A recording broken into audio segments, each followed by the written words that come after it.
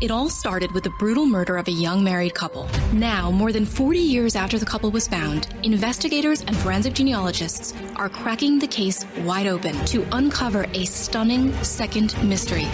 Where's the baby? I said, well, wait, he had a baby? What happened to their baby daughter, Holly? Where's Holly Marie? Where's Holly? What about Holly? Get early exclusive access and ad-free on Fox News Podcasts Plus. Visit foxnewspodcasts.com to get started today.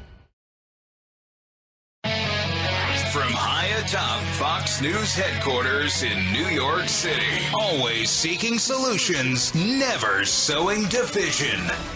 It's Brian Kilmeade.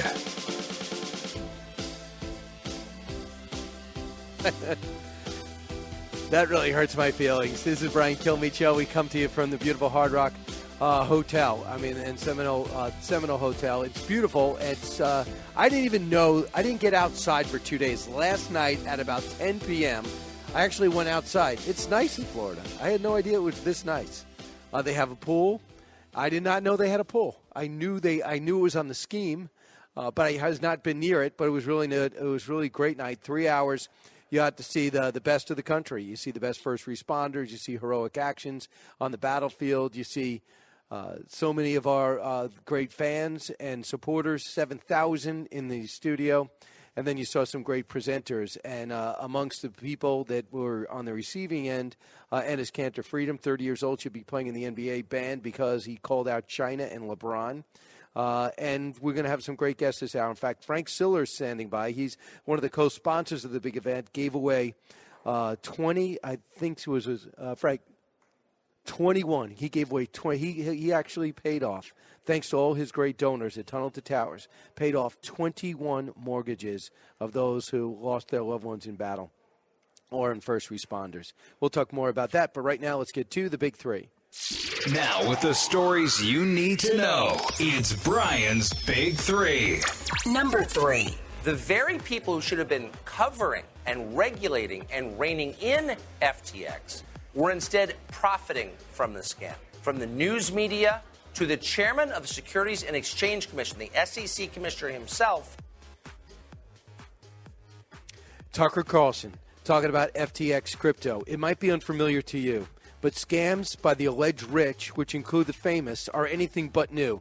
The damage, the fallout, and how much I hope this time, this fraud and these fraudsters pay the price with jail. Number 2. Our investigation is about Joe Biden. And we already have evidence that would point that Joe Biden was involved with Hunter Biden on his deal. So we want the bank records, and that's our focus. James Comer, he's going to be in charge of oversight. Finally, a real spotlight on Biden's business ethics and what it has meant for his policies as president, and how the GOP majority is outlining their case. Number 1. And with great confidence in our caucus, I will not seek re-election to Democratic leadership in the next Congress. For me, the hour's come for a new generation to lead the Democratic caucus that I so deeply respect. 82 years old, leader no more. Nancy Pelosi decides life in Washington without the gavel is not worth living. As she informs her party, she's done. What does this mean for the Democrats and for America, and who is next? It looks like Hakeem Jeffries. On the left, Steny Hoyer, to his credit, says, okay, I might be the same age, 82. He might want to have been speaker or the leader, but he's not going to do it because he thinks it's time for a new age. But at 82 years old, don't act like she's doing some great thing for the next generation. So she's 82. She already held on and blocked everybody off along with Clyburn and Steny Hoyer for decades. You just don't have that on the Republican side. They're always rotating people out. Mitch McConnell. So I was just glad to see it. It's not clear if she's actually leaving her position. But look, she hasn't even helped San Francisco. You know what a hellhole that is. She could be bringing tons of money to her area. Whatever you want to say about Chuck Schumer, he brings New York a lot of money. She has not done the same for San Francisco. The only thing she's brought is homeless. And now you could see when crime actually hit her and imperiled her husband. So you had her announcement. Chuck Schumer, the tribute, cut 3. She did an amazing job. And I wanted to go over to the House floor where I had served 18 happy years, many of them as a colleague of Speaker Pelosi and a friend, to just say thank you for the amazing things she has done for our country. Few in American history have been as effective, as driven, as successful as Speaker Pelosi. I don't agree. And not just because I don't agree with her policies. It's because, look, if you want to say Obamacare is a big success, it still needs to be subsidized by the federal government, and they just try to weaponize it each time when the subsidies come up to be due. This should be paying for itself by now. They say, well, do you want to take health care away from the children in need? Do you want your grandmother to fall over a cliff? So you should really fund Obamacare, and it becomes politically perilous to not do it. And after she passed it, remember, that thing was dead, and she passed it, and she took credit for it. The Democrats lost 63 seats, and she lost power. And then she stuck around. She has nowhere else to go, and she gets it back. And one of the horrific things she did that I think was a new low in terms of just blowing up institutions and pride is ripping up President Trump's State of the Union address. Can you imagine if Kevin McCarthy does that to Joe Biden? I don't know what Joe Biden's going to say. I don't know what's going to be written for him. And I know one thing, Kevin McCarthy won't approve of it. But I never expect anybody to rip up the other party's State of the Union address. That's what she brought, and she got a total pass. Katie Pavlich, Cut 5. This last 2 years has been difficult for her with members of the squad, Alexandria Ocasio-Cortez, coming in and challenging that. We'll remember when she was Congresswoman-elect, she marched right into the Speaker's office when she was Speaker-elect and demanded a number of things. And Speaker Pelosi was able to keep her caucus together on most things while overseeing the slimmest majority in decades for the Democrats. Now, Kevin McCarthy, although he disagrees with her ideologically, could take some tips from her about how to keep people in the coalition, how to have disagreements behind closed doors rather than out in front on the House floor in the press. So certainly she has earned to leave leadership. I'm a little surprised she's staying in Congress. Listen, Kevin McCarthy's going to do a really good job. If anything else, he's a deal maker. He's a consolidator. I think he's going to be fine. I mean, Paul Ryan was a policy guy they put in speakership because he had some star power running as vice president. But Kevin McCarthy's more of the deal maker. Steve Scalise is not going to be a threat to him. He doesn't have to worry about that. I think it'll be strong. I don't want to take too much time away from Frank Stiller, so I want to just get to this. Yesterday, it surprised me a little, but I'm not saying it's wrong. The House majority, when it became clear 24 hours prior that they're going to be in the majority and the Speaker more than likely is going to be McCarthy, they made clear what they're going to do. They're coming after the whole laptop situation with Hunter Biden, his international business deals, the role that his father, the president, has played, and they're going to move forward, and they're going to go be aggressive. Some are upset by this. They think it's a bad tactic. I don't. If that's all they do, it's a problem, but it's not all they're going to do. If you're an oversight, that's what you're going to do. You're going to find out what the hell is going on. Jim Jordan, Cut 14. When is the FBI going to quit interfering with elections? 2016, they spied on President Trump's campaign. 2018, it was the Mueller investigation. 2020, they suppressed information about the Hunter Biden story. 2022, they raided the president's home 91 days before an election. Maybe it'd be nice if the FBI and the Justice Department just stayed out of it and let we the people decide who we think should represent us, who we think should lead us. That's supposed to be how America works. So this is the focus on the Judiciary Committee, the political nature at the Justice Department, and the linkage now to what was happening with the Hunter Biden story. Again, just 15 days before we have a presidential election. So they want to get to the bottom of it. And by the way, it's great if you're on radio and you're rolling sound bites in, and Jim Jordan is the person because he speaks so fast. He makes his point. It's right to the point. His memory's incredible. He's direct, and he's quick. So when we come back, Frank Stiller joins us, and he talks about what he continues to do for those men and women, first responders, firefighters, cops, military personnel, whether you die in the middle of Fallujah or you die in a training accident in Camp Pendleton. They make sure, Tunnel to Towers, that they're there for you and your family. So when we come back, we'll talk to Frank, and then we'll talk to you, 1-866-408-7669. This is the Brian Kilmeade Show from Hollywood, Florida. Don't move. Both sides, all opinions. It's Brian Kilmeade. From the Fox News Podcasts Network. I'm Ben Domenech, Fox News contributor and editor of the Transom.com daily newsletter, and I'm inviting you to join a conversation every week. It's the Ben Domenech Podcast. Subscribe and listen now by going to foxnewspodcasts.com. Precise, personal, powerful. It's America's weather team in the palm of your hands. Get Fox weather updates throughout your busy day, every day. Subscribe and listen now at foxnewspodcasts.com or wherever you get your podcasts.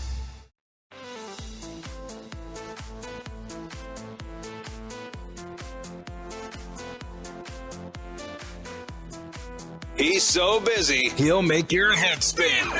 It's Brian Kilmeade. There is nothing more terrifying than losing your best friend and the person who takes care of you and your children. And in this moment, I never have to worry about a shelter for my children, the place where they come home and know love, safety, and the enduring remembrance of their father.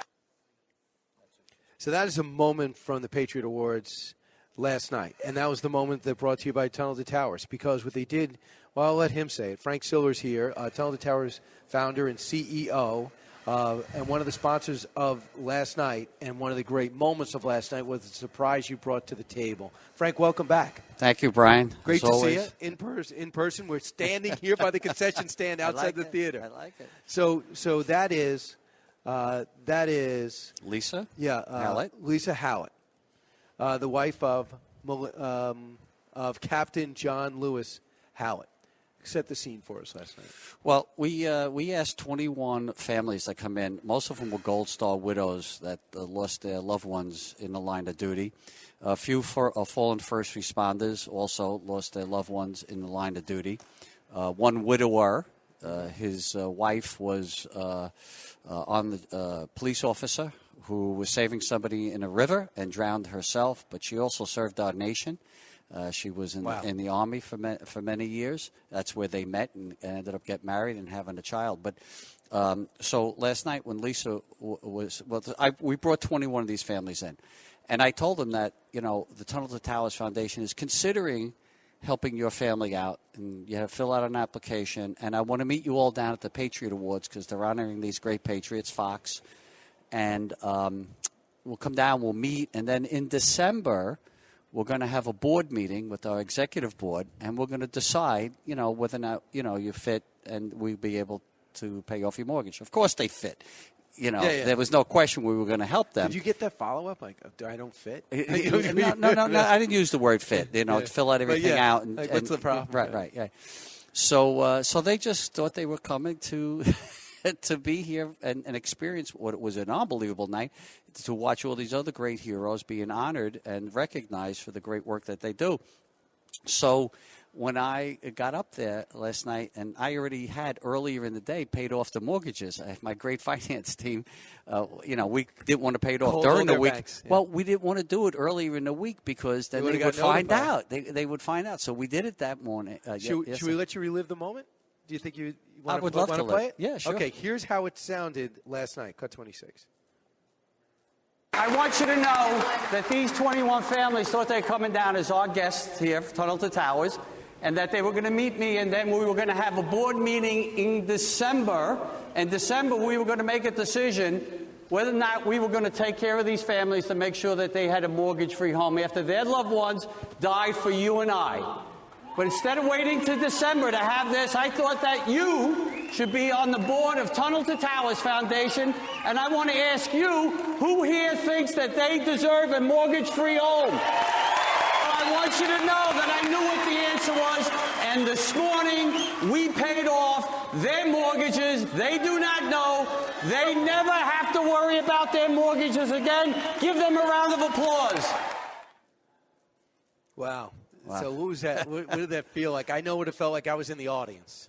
It was special to do something like that. We never did a surprise like that before, and we thought it would be fitting to do it here at the Patriot Awards and do it with Fox because, to be quite frank with you, your listeners, Fox viewers, they're the ones that are doing the $11 a month. Yeah. And it adds up. It adds up when the tens of thousands of people do it every single month. So.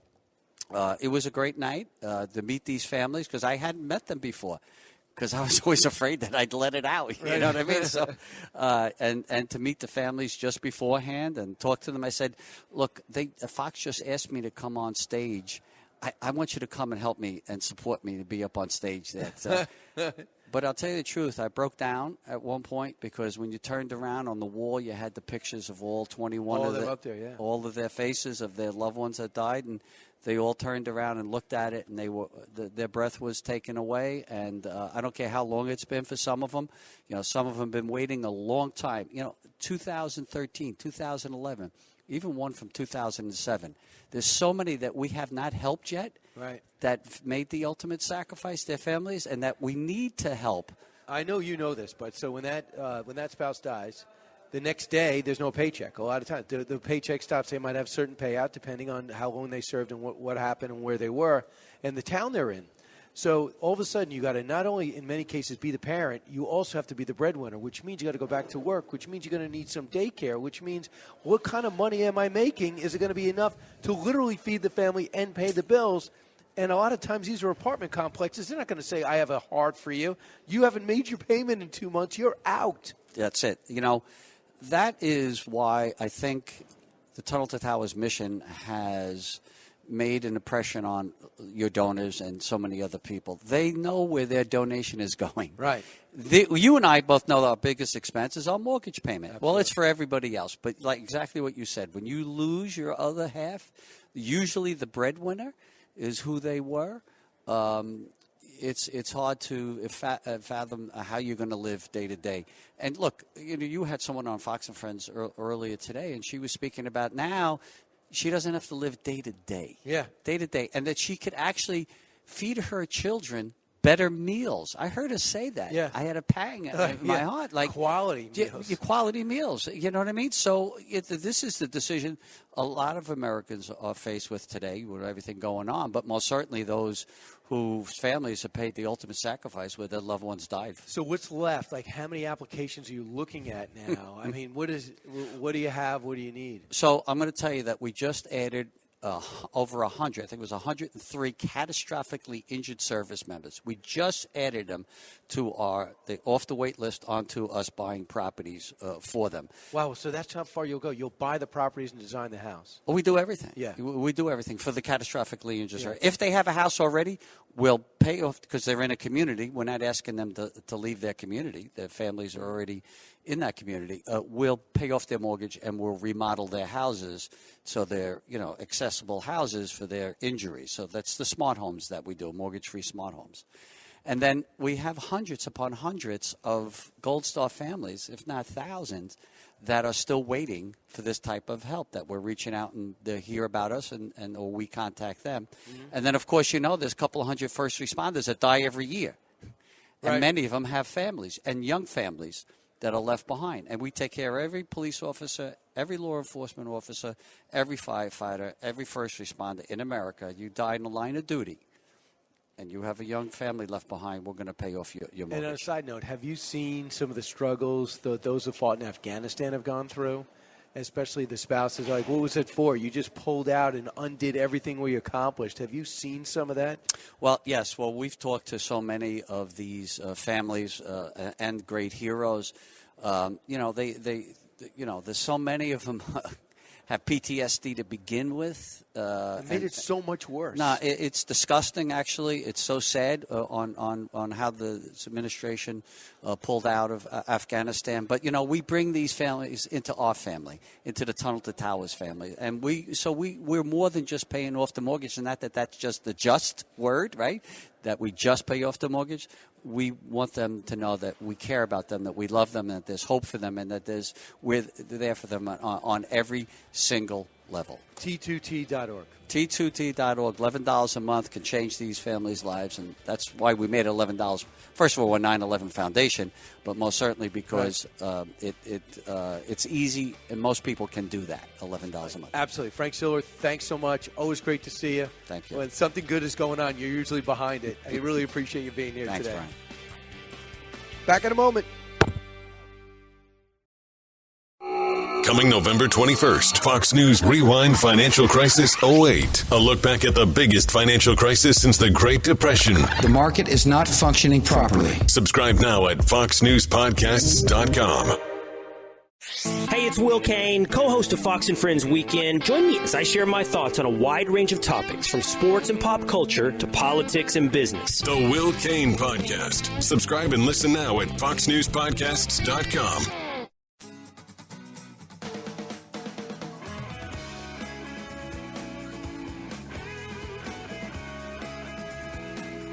Information you want. Truth you demand.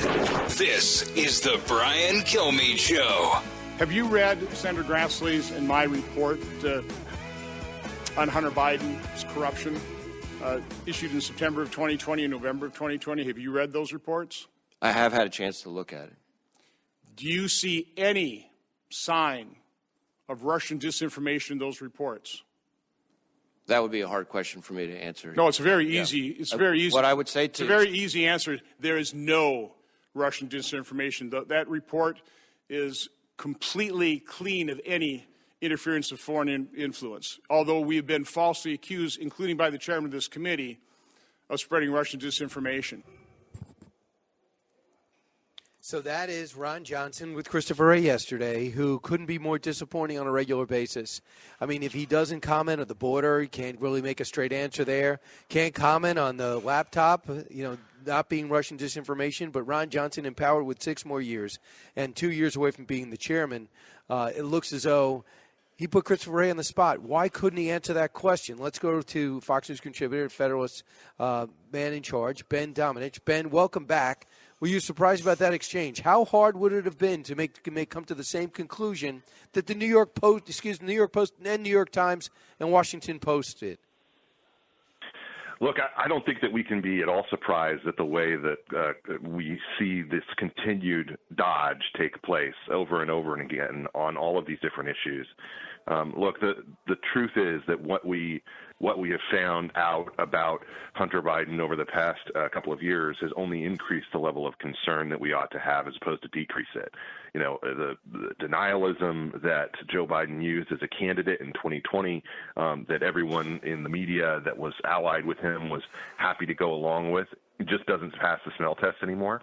And the idea that we are continuing to have these same circular arguments because people can't admit what's right in front of their face is absurd.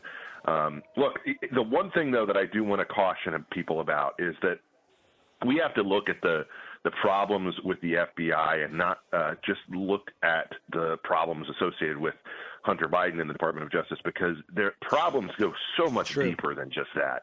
And that's the only thing I want to caution people about, which is to say the GOP needs to be able to walk and chew gum at the same time when it comes to these things.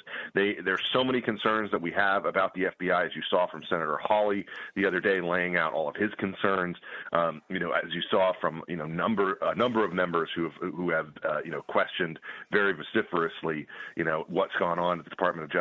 I think that the thing that we have to understand here is that this is a problem of an entire entity behaving in repeated ways that do not seem to be in the American interest, and instead look very much like this kind of partisan-directed, biased investigations and biased choices of which things to go after and prioritize. And I think that should be of concern to all of us. So, yes, this deserves to be looked at, but we've got to look at even more and can't just be distracted by the shiny object. Absolutely, and you do want to find out. Tony Bobulinski came forward. I think he's going to be coming forward. The guy's an officer in the intelligence officer in the Army, a self-made multimillionaire, and he was up close and personal with the Bible, but he was picking and choosing when to talk about this. Now it's out. He's like, that's it. I've done. I blew up my life to expose all this, and the media doesn't care. Now he was with Sean last night. I want you to hear what he has to say, cut 19. It's crazy that we're actually still talking about this 2 years after I've come public. 1,000% Joe Biden is the big guy. Congressman Comer addressed it this morning. There is a trove of facts, and the good news for the American people is not only have I come forward, but in the last variety of months, multiple whistleblowers have come forward with a whole trove of facts that corroborate everything I've said, as well as add incremental information to it. And I think the American people are going to see those facts. I think they're going to be shocked by those facts, and hopefully justice is served. Is he overly optimistic? I don't want to say that he's overly optimistic, because he said, I'm hopeful that justice is served.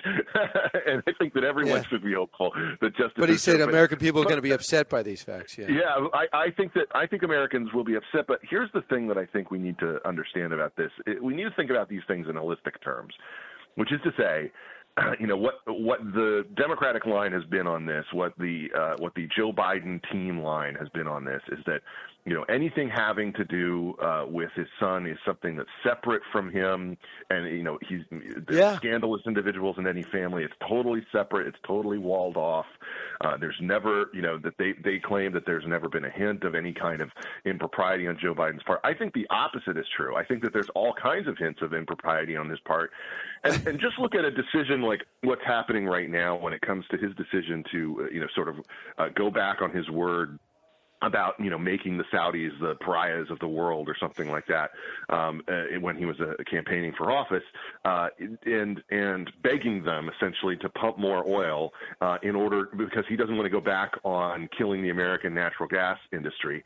And I think that that's the kind of thing where if we know more about the financial incentives involved here, that is the kind of thing where I think a lot of people would be saying, wait a minute, is there something else? Is there another motive here? Is there something that benefits him or benefits his family, by taking such a move? And I think that that's a valid question to ask, given the number of times over his Senate career and over his career in politics in general, there seemed to be a lot of coincidences where it lined up with, something that could have been beneficial either to his son or to other investments that were beneficial to his family. And that's the kind of thing that I think ought to be raising all sorts of concerns across the media, but they aren't, because we have a partisan and corrupt media establishment that continues to just shove these things under the rug.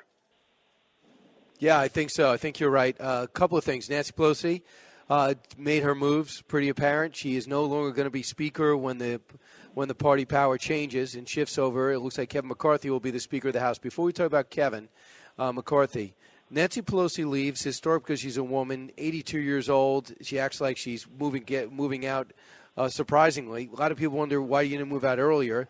You really held that seat for 2 4-year stints in 19 years.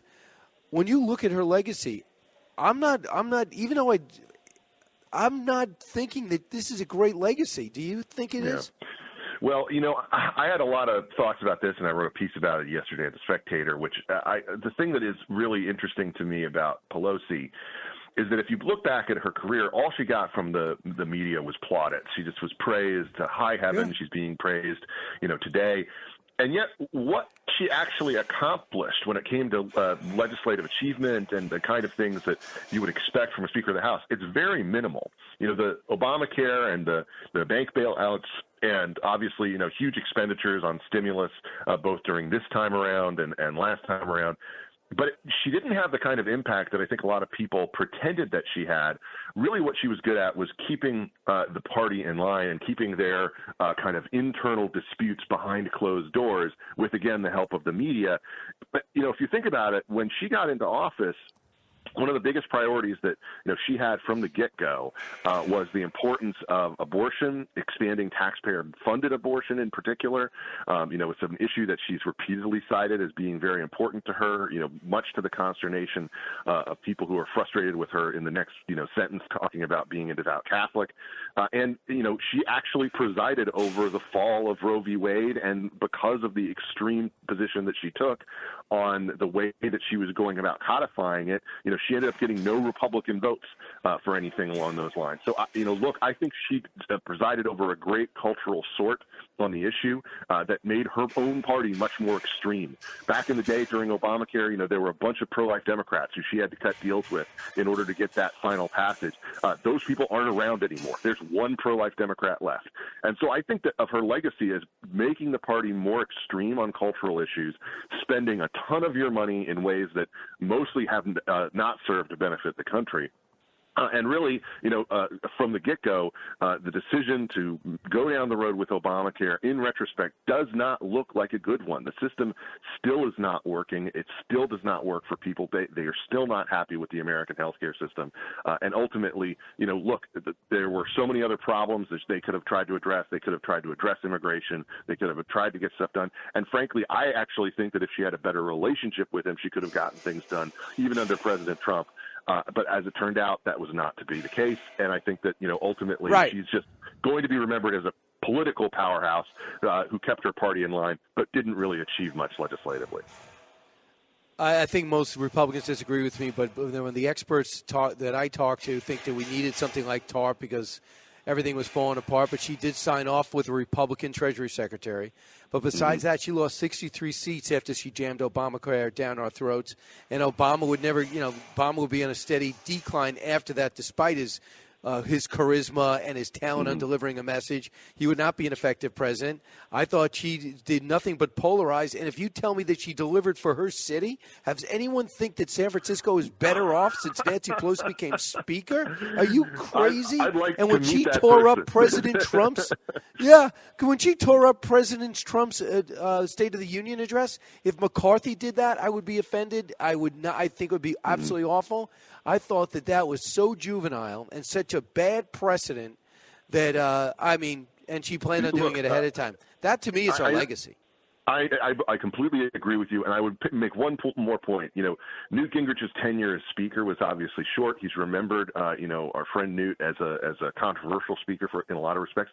He got more done in that limited amount of time, working across party lines with Bill Clinton, than Nancy Pelosi ever did. And I think that that's just a simple truth. I don't think it's objectionable. I don't think that anybody who's not a partisan can disagree with that.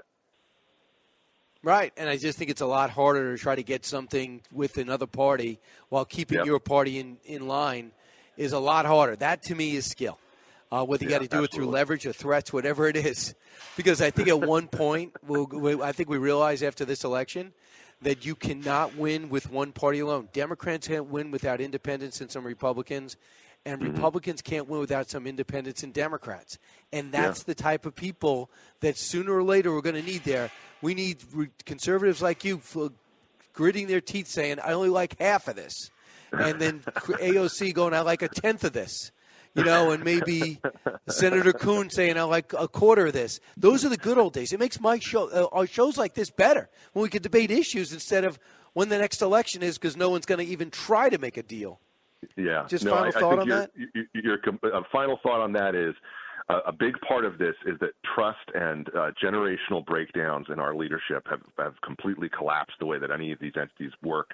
And we really need, look, Nancy's still going to be around. She's going to be Speaker Emeritus. She's going to be looking over, in all likelihood, Hakeem Jeffries' shoulder. And I think that we need to have that generational change in order to have relationships where people can actually trust each other.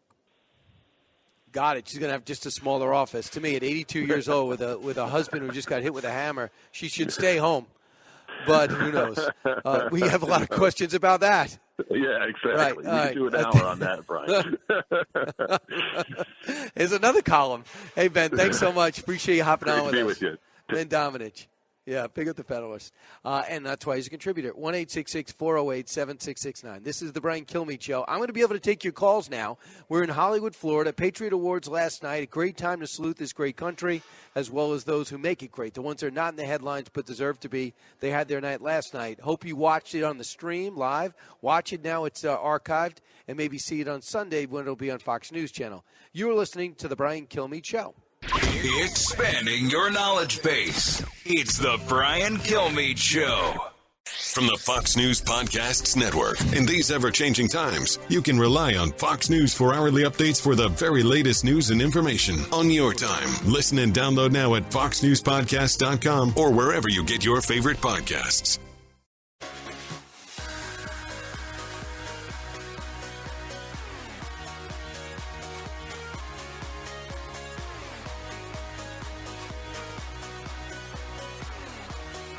From his mouth to your ears, it's Brian Kilmeade. The last 8-9 months has been very lonely.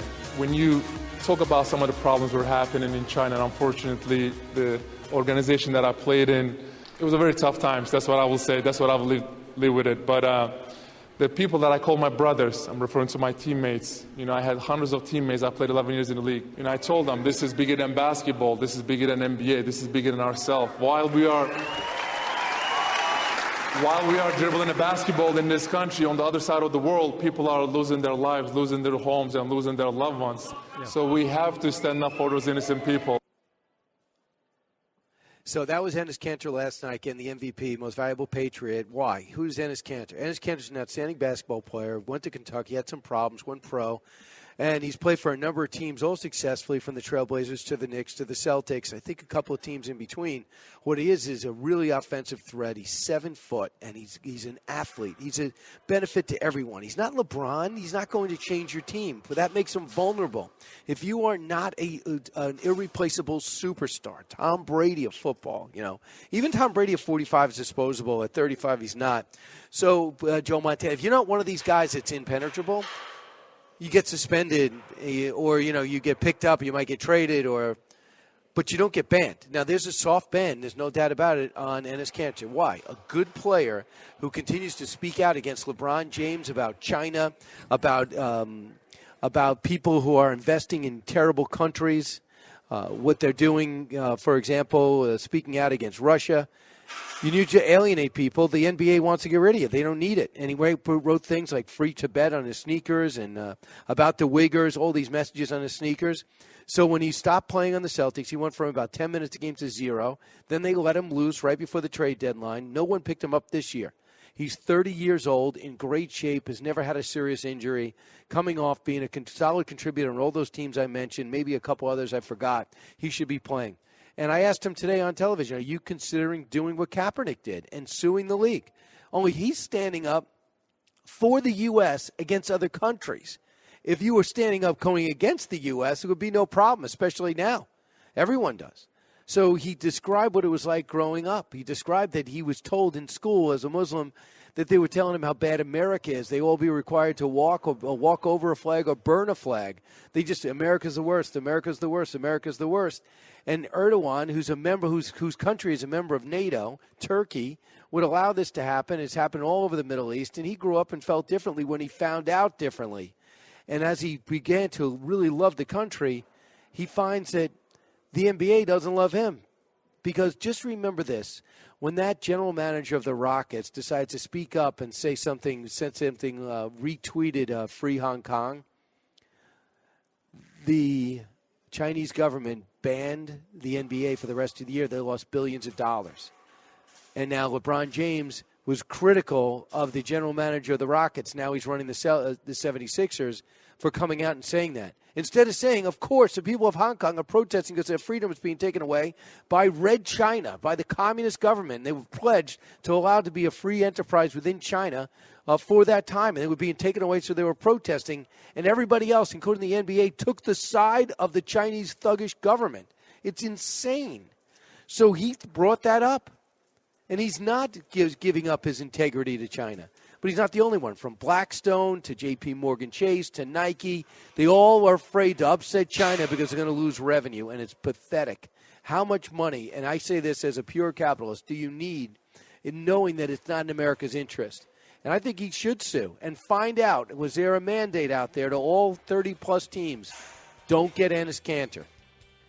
And if not, you'll get a lot of attention along the way. Don't forget, meet me in Myrtle Beach in South Carolina, Barnes & Noble. Go to BrianKilmeade.com. That'll be tomorrow.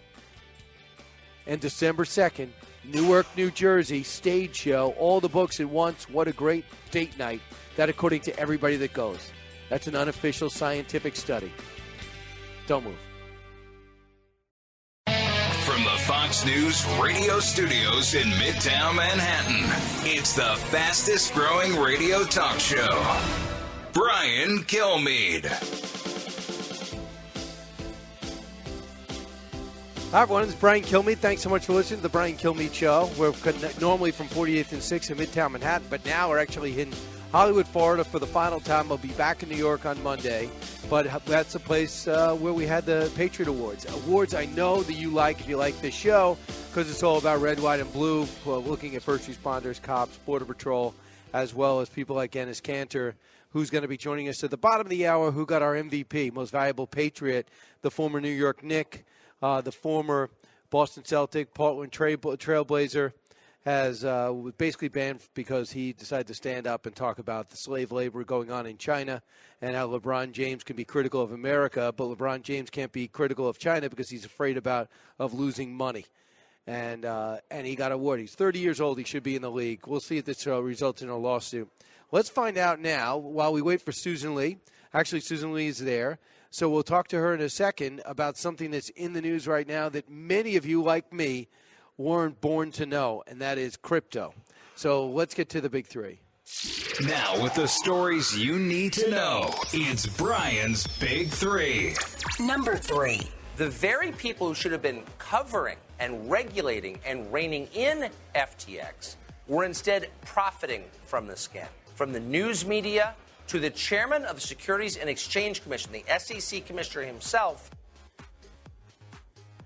That is Tucker Carlson talking about FTX crypto. It might be unfamiliar to you, but scams by the alleged rich, which include the famous, are anything but new. The damage, the fallout, and how much, I hope this time, these fraudsters pay the price. Number 2. Our investigation is about Joe Biden. And we already have evidence that would point that Joe Biden was involved with Hunter Biden on his deal. So we want the bank records, and that's our focus. That is James Comer. Here we go. Republicans are in charge of the House, and they're moving. Finally, a real spotlight on Biden's business ethics and what it has meant for his policies as president, and how the GOP majority is outlining their case. Number 1. And with great confidence in our caucus, I will not seek re-election to Democratic leadership in the next Congress. For me, the hours come for a new generation to lead the Democratic caucus that I so deeply respect. Wow, that is Nancy Pelosi, leader no more. Pelosi decides life in Washington without the gavel is not worth leading, as she informs her party she's done, but likely to stay. What does that mean for the Democrats and for America, and who's next? But to start this hour, I want to start with, by the way, you're hearing the banging in the background. They're breaking things down here. They've been setting up for a week at the Hard Rock, and they have a 7,000-seat stadium. They have all these other sets. So if you hear some banging in the background, it's not someone locked out or breaking in. Susan Lee, welcome back. Hey, I can see you from Florida. By the way, if you have a chance to stay in Florida for the weekend, I would do that because it's only going to be 25 degrees here in New York this weekend. Hi there. Wow. Yeah, people are coming by and waving because they're packing up and they're leaving, Susan. I thought it was you having too big of a party. I forgot that she's actually seeing me. Right. You're monitoring me, and I can't monitor you. I feel that there's an unfairness to that. It's called flying blind. You're very good at it. You do radio for 3 hours each day. Right. I like to think blind might not be a good word. So I'm looking at FTX right now. Yeah. And we're seeing this guy. First off, please don't. There's nothing too rudimentary you can't say to me and my audience about crypto. So flat out, what is the thing that jumps out to you about the crypto craze that FTX got caught up in? Well, actually, I just had a fantastic interview with the richest man in cryptocurrency, the guy that actually brought down FTX. Have you ever heard of an exchange called Binance, largest crypto exchange in the world? Its founder, CEO, CZ, as we call him, is the richest man in crypto. And I asked him, I said, look, there's a lot of negativity out there. There's a lot of disbelief. Why should anybody put money into an asset class that can easily evaporate like this? Remember, FTX at its peak was worth $32 billion.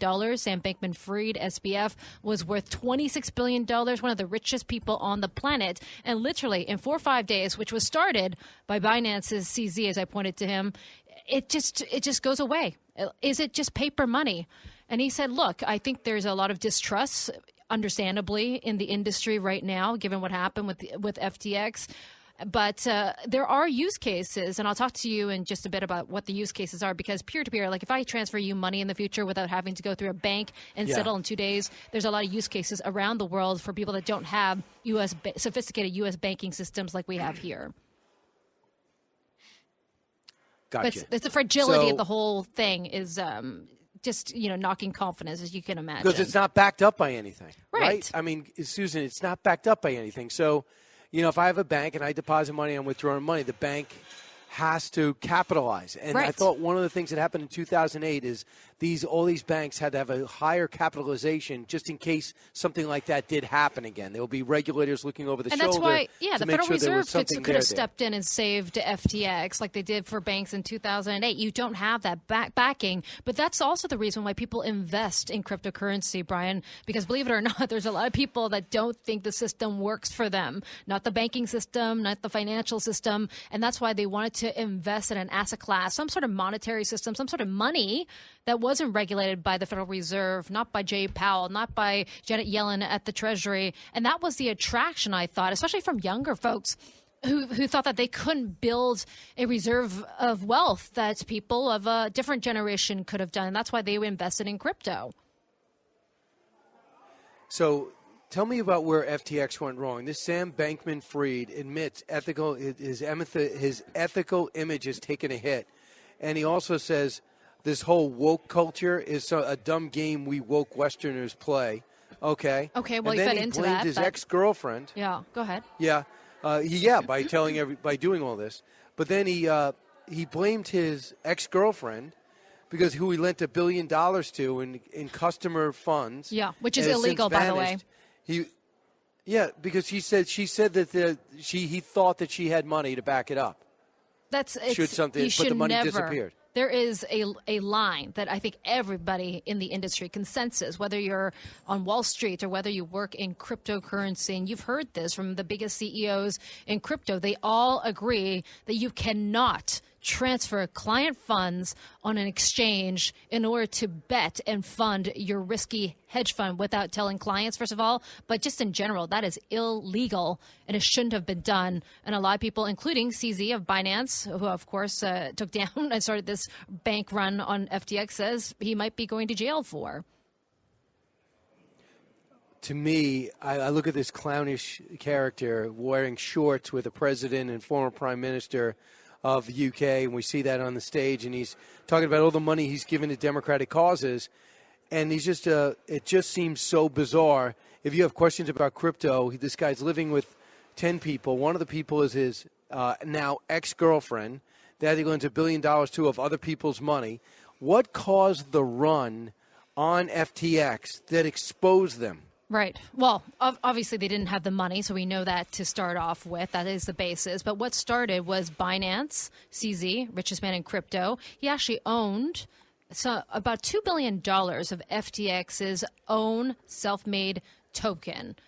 And they use that as collateral for a lot of the loans for the $12 billion that they had. And so what happened was CZ, Binance, caught wind that maybe the books weren't right at FTX. So they started selling about $500 million of FTX's coins. But of course, once you start doing that, everybody else goes, okay, well, if the richest man in crypto is selling FTX and concerns about their books, we should do that too. And so you had a lot of people just rushing to get their money out of FTX, and they didn't have any money to pay them back. And that's when the cascade and the collapse started accelerating. So I want you to hear what Jonas Ferris said of Max Funds. He's a co-founder and put it in layman's terms what this guy did. Tell me what you think. Cut 21. Okay. He's the Bernie Madoff of crypto. He pretended to be this woke world with the donations, giving money to certain specific politicians. It was to create an image of trust, kind of like how Bernie Madoff had a foundation that gave money to hospitals and charity, so you wouldn't think it was a fraud. And then regulators who already exist, we don't need new regulators, who would have had authority over some of these preposterous yield products that they had, wouldn't do anything. In fact, he was trying to direct the regulators to his competitor, Binance, who then saw that he was doing that, and he's the one who took out this company by causing a run on the bank, knowing that this guy never really had this money left because they were looting it, gambling it away into nothing, and it wasn't really there. He started the panic and crushed his competitor. That's basically what happened.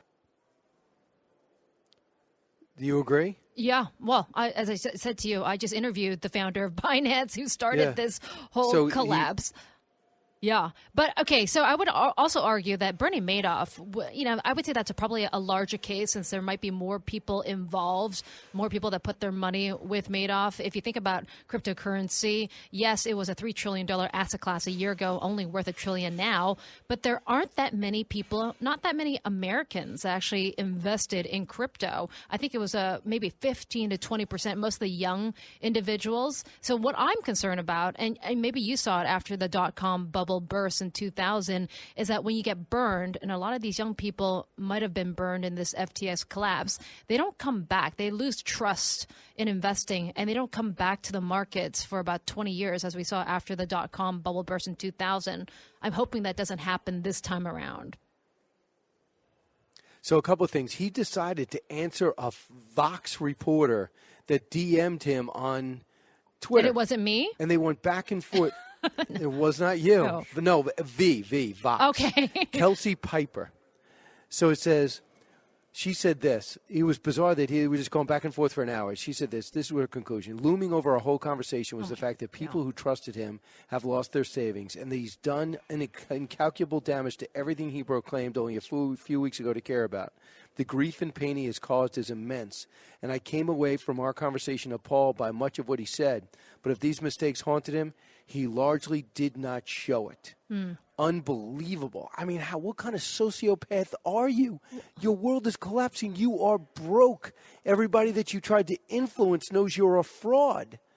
Yeah. You're a guy, a fat guy who doesn't know where to find a brush or an outfit that fits him, who is arrogant and a phony, and now all these people are out of their life savings and he has no regrets. Who raised this guy? Well, that's a great question. Well, I think his parents were professors at Stanford University.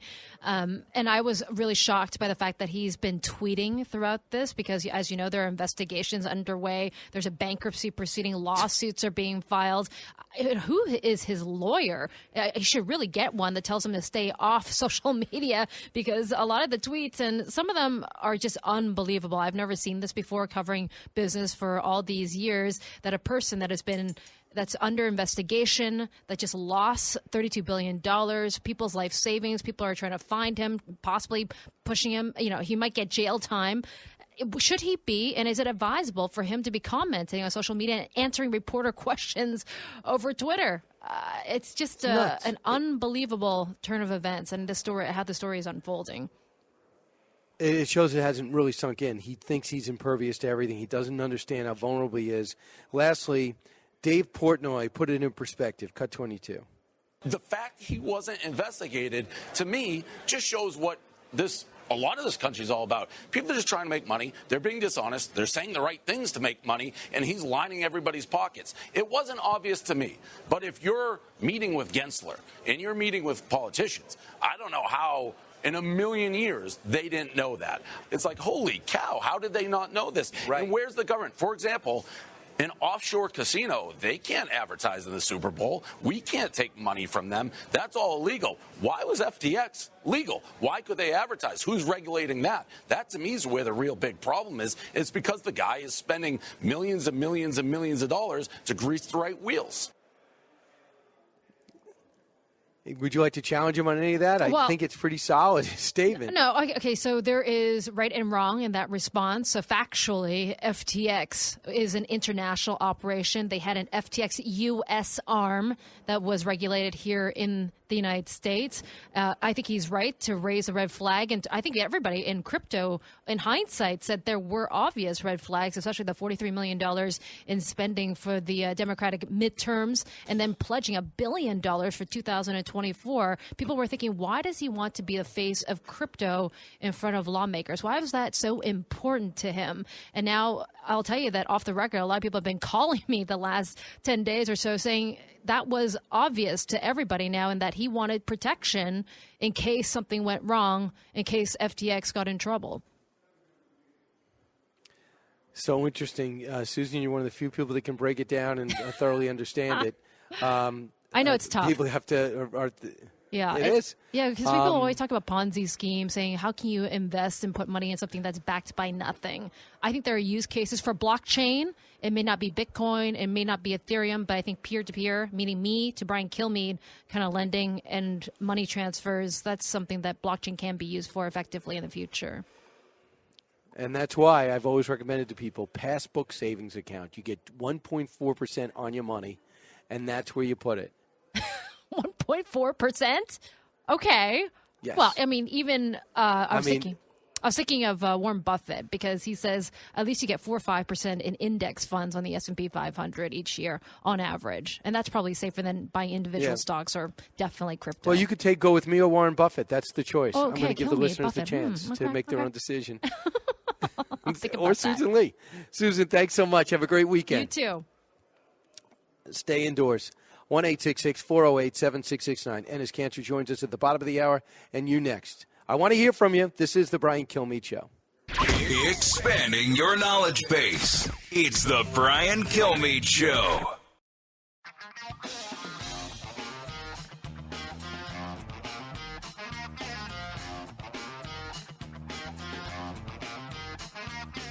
A talk show that's real. This is the Brian Kilmeade Show. Hey, welcome back, everybody. Got a couple of minutes here. 1-866-408-7669. I see your calls up there. Just got a quick message. If you guys are going to be in the South Carolina area, it's in Myrtle Beach, before you golf, or golf first, take the early tee time, and then visit me at Barnes & Noble, because I'll be signing the President Freedom Fighter. Thanks to everybody that came out here in Hollywood. I could not believe the size of the line. We had 2 separate signings, and it was just great to talk to everyone, and everyone gets a picture.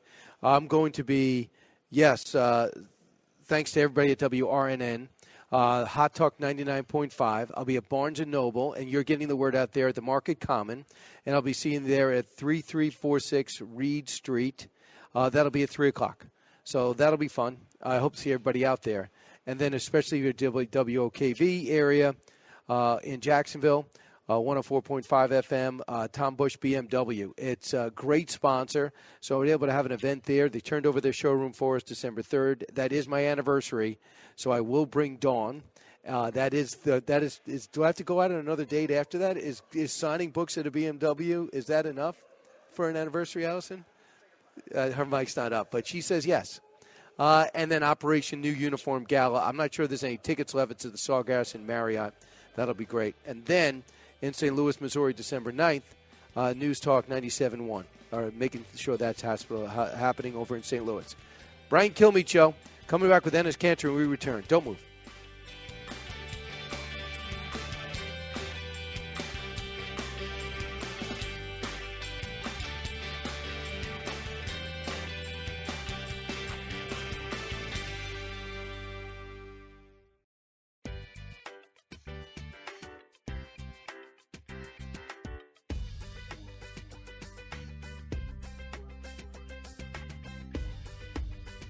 A radio show like no other.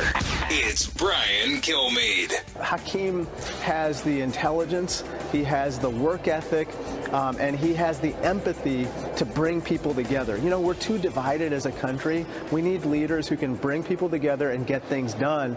And that's what Hakeem Jeffries represents to me. And I'm really excited if he decides to announce his candidacy.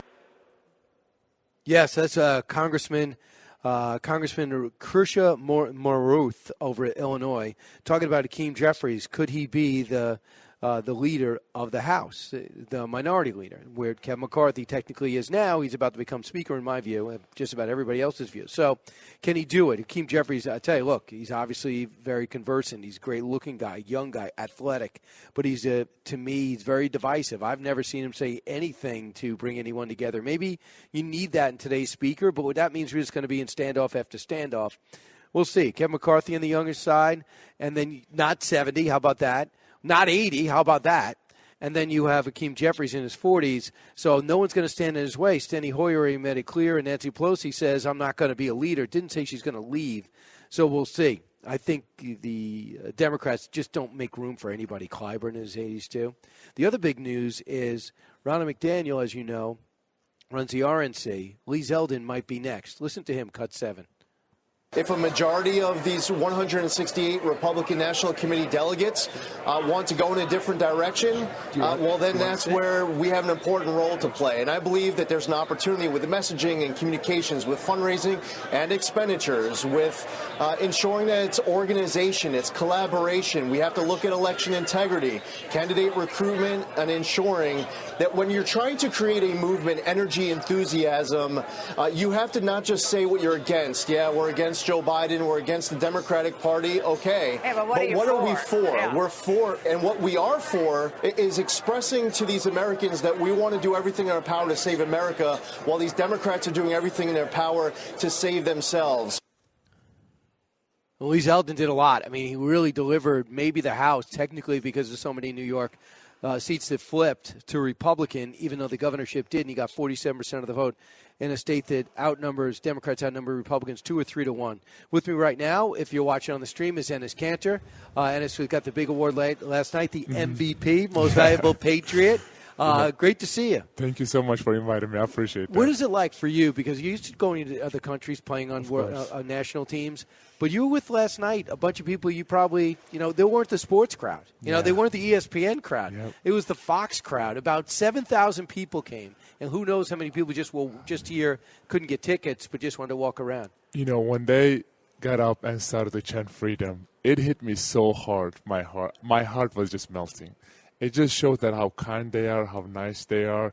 And I remember just while I was giving my speech, one of this lady just screamed and said, we are your family now.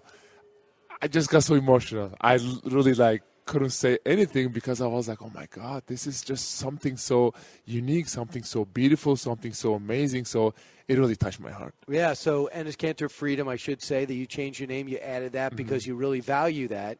And because you did that, you made a stand, and it's cost you basically, for now, your basketball career. You're with me, and I'm glad, but you're in great shape. Right. You're 30 years old. You should be on the NBA. Still working out. Roster. I'm still working out. I mean, I love basketball. My whole life I wanted to become an NBA player, which I did. I played 11 years in the league, and I'm very thankful for it.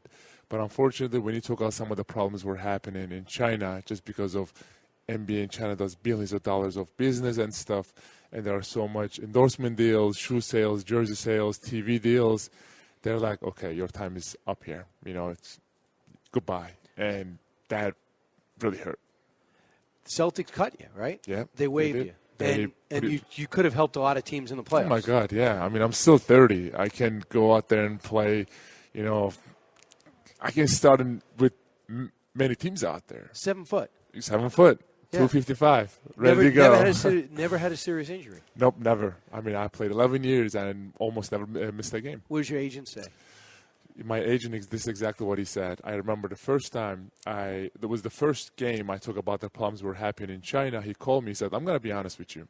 I don't work for the NBA, I work for you. So if you don't say anything that whatever happened in China, then people are going to forget about this in 3-4 days. But if you continue to talk about it, you're not going to be able to find any job this coming up here. And this is exactly what happened. He literally reached out 30 teams, all the coaches, all the GMs, all the presidents. They said not one of them is interested. And did they let him know why, or nope, you just read they're not going to because that's legal? That obviously that I can go out there and sue them, which I'm probably going to do it. Yeah, you've talked to lawyers? Yes, I did talk to my lawyers, but I just. This 7-8 months has been so busy. I was just going out there and giving speeches and stuff. But I think once I'm now back at home, I'm definitely looking forward to suing them. Wow. And then, of course, that would put everything on hold. Would you play in Israel or somewhere else, or would you play in Italy? Good question. Well, unfortunately, right now, the Turkish Airlines is sponsoring the EuroLeague.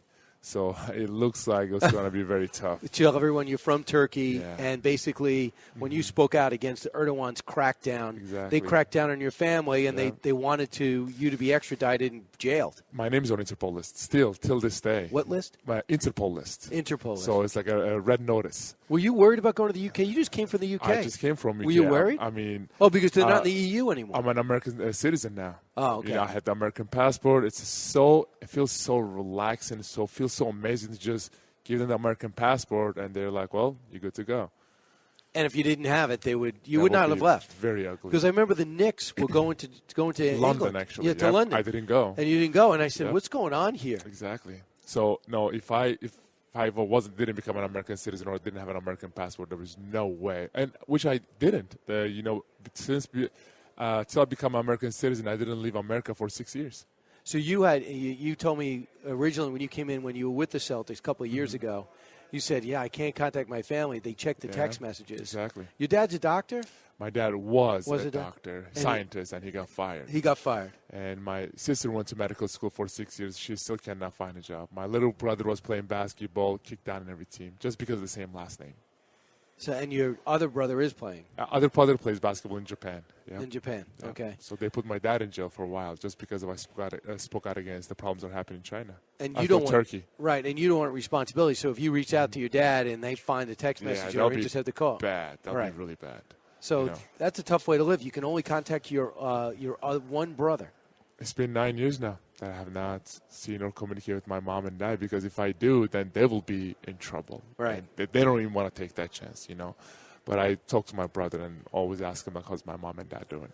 Now, what is your sense as you see the things with China and Taiwan heat up, and our Speaker of the House go over there, and the fact is there is a chips deal out there that's going to have us divesting our technology from them. We have not removed the tariffs. Things between America and China are really getting bad. They are, yeah. There's got to be pressure on these corporations to pull out manufacturing as well as finance. When the war started between Russia and Ukraine, I see all these corporations that were pulling out of Russia. I was like, if China was invading, Taiwan, I wonder if the same corporations, same CEOs, same people will pull out of China. Why?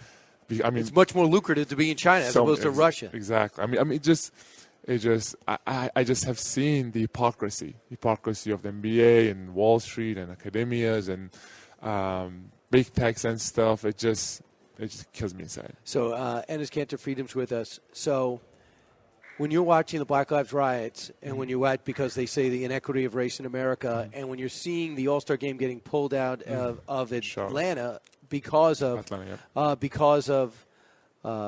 don't like the election law, it goes to another place. No one paid the price for that. We're going to take ethical stance. But then you sit there and go, wait a second. You know the Uyghurs are being enslaved. Exactly. They happen to be Muslim, too. And there's such a fear in this country of Muslim hate because of 9/11 that everyone's very vigilant about it. Yep. But we've turned our backs on the Muslim Uyghurs, and we're still dealing with an increasingly oppressive new president of China. When the players were standing up about what was happening in America, from the first moment I knew that they're only doing it for their own PR, because they know that they're not going to lose any kind of endorsement deals, they're not going to lose any kind of contracts or shoe sales or jersey sales, but they know as soon as they stand up that the things are happening in China, they will be cut from the NBA immediately. But when you look at China right now, there are 3-4 million Muslim ethnic groups called Uyghurs in concentration camps getting tortured and raped every day. So I just couldn't sleep at night while my Muslim brothers and sisters were getting destroyed and killed on the other side of the world. And I just, I was like, this is bigger than basketball. And also, don't they have to give up their religion? They do. Yeah, China pressured them so much. And there's been so much, the reports out there, which is, rape, organ harvesting, and surveillance cameras, forced sterilization and abortion. It's very unfortunate. Yeah, I would say very unfortunate. So last night, the Patriot Awards took place. The first honoree was Enes, and I was one of the people that they gave you the award. Here's a portion of his speech. By the way, nothing written down, just off the top of his head. Cut 28. The last 8-9 months has been very lonely. When you talk about some of the problems that were happening in China, and unfortunately, the organization that I played in, it was a very tough times. That's what I will say. That's what I will live with it. But the people that I call my brothers, I'm referring to my teammates. I had hundreds of teammates. I played 11 years in the league. I told them, this is bigger than basketball. This is bigger than NBA. This is bigger than ourselves. While we are dribbling a basketball in this country, on the other side of the world, people are losing their lives, losing their homes, and losing their loved ones. Yeah. So we have to stand up for those innocent people. And just your former teammates and all the teams you've been on, the All-Star teams. I'm so disappointed in them. I remember the first time I started to talk about the problems that are happening in China, they knew what's going on. I even told them, like, listen, just join me. We can create this movement together. They said, listen, we love you. I think what you're doing is so amazing. We support you, but we just cannot do it out loud. I asked them why. They said, well, we have shoe deals, endorsement deals. We want to get another contract. I asked them one simple question. I was like, put yourself in their shoes.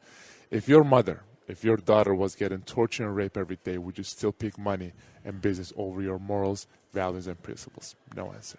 But you also did something on your sneakers. I did.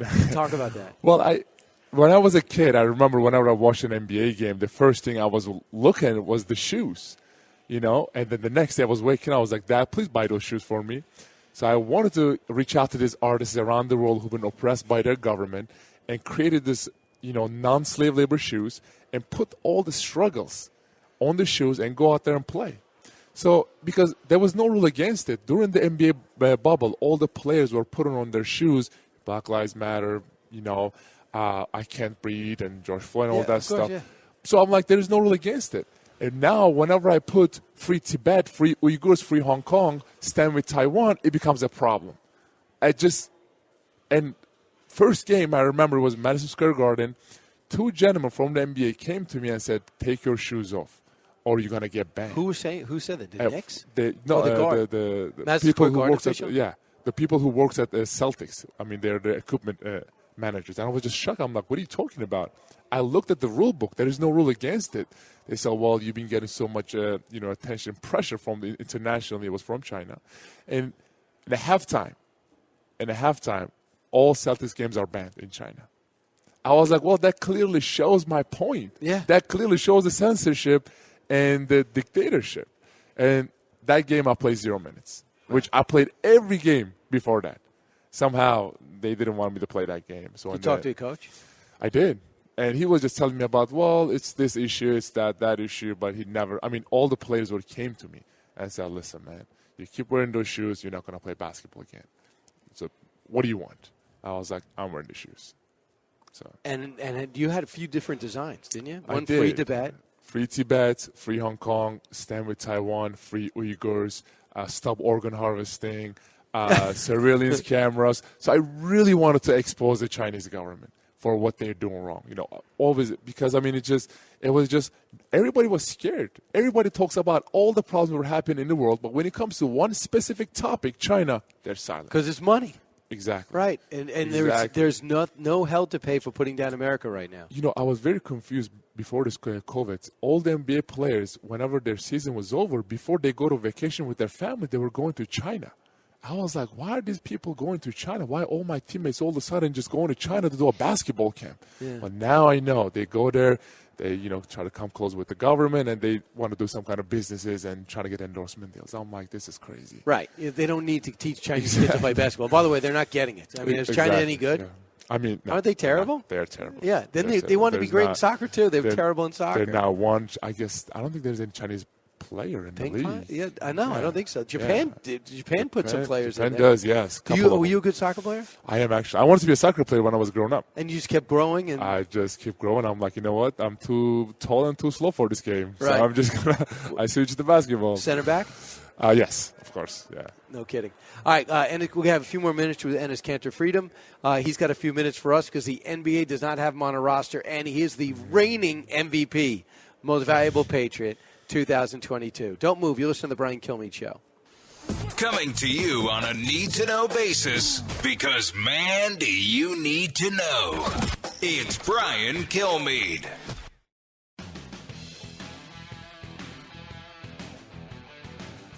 The more you listen, the more you'll know. It's Brian Kilmeade. The last thing I'm going to say, I promise you, I talk about the problems that were happening in Turkey. Last time I saw my family was 9 years ago. I talk about the problems that were happening in China. I pretty much lost my career. So the one thing that I always do, that I used to pray every night and say, God, please just let me see my family one more time. Yeah. But now I came here and see you guys, see how warm you guys are treating me, how... So do you hear them when you said, I haven't seen my family in 9 years? Do you hear the crowd? I did see that. I mean, I've never heard anything like that, as if it was a one-on-one. I know. You know, not many people knows. After the show, I had so many DMs that people were inviting me to Thanksgiving dinner. Last night? Last night. I had like tons of like DMs. Like, hey, you know, come to our house. We are your family. Come to our Thanksgiving dinner. We invite you to for Christmas. We love you. We are now your family. It just shows that how amazing these people are. Right. Tell the story when you first came over here. You grew up learning that America was bad and how to burn the flag and how to walk on the flag in Turkey. Oh, it was bad. And then when you come over here, you're in America and you get invited for Thanksgiving. And you're how old and what did you think? So I came here for the first time. I was 17. In an environment that I grew up in was just obviously it was very tough because it was every day there was a different kind of propaganda telling me to hate America, telling me to hate Christians, hate Jewish people. I came here for the first time. You know, my teammates invited me for the Thanksgiving dinner. I'm like, I don't know if I should go, you know, because the last 17 years I grew up just thinking that the American people are like the worst in the world, you know. So and then I was like, you know what? I give a promise to my mom. I'm going to give it a shot. And like I said last night, you know, I called one of my Turkish friends. I'm like, hey, I'm going to this address. This is the address. I'm going to this friend's house. If you don't hear from me anything for the next 2 hours, call the cops. You know, Did you have a good Thanksgiving? Oh my! It was one of the best. Right. It was. We ate turkey. We ate all this like, I don't know, different kind of. I don't even know their like the names now. It's just so many different food. No, I had an amazing time, man. It was one of the most beautiful. And it was great seeing you over the last 2 days. Congratulations on the award. Thank you so much. From high atop Fox News headquarters in New York City, always seeking solutions, never sowing division. It's Brian Kilmeade.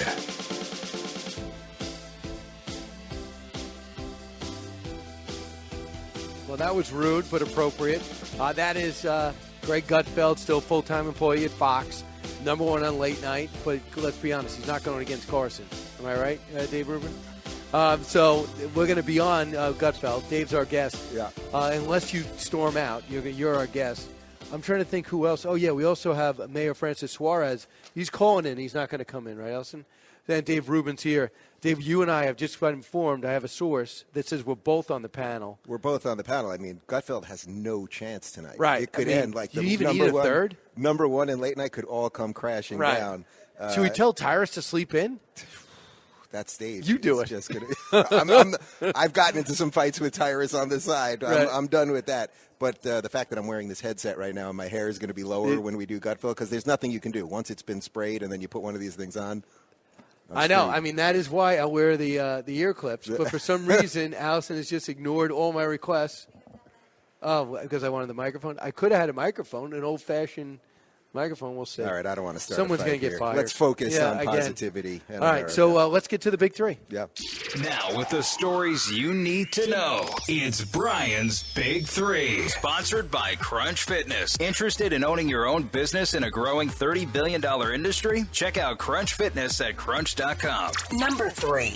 The very people who should have been covering and regulating and reining in FTX were instead profiting from the scam. From the news media to the chairman of the Securities and Exchange Commission, the SEC commissioner himself.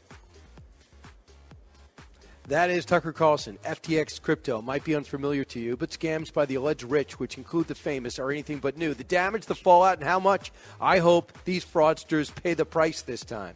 Number 2. Our investigation is about Joe Biden. And we already have evidence that would point that Joe Biden was involved with Hunter Biden on his deal. So we want the bank records, and that's our focus.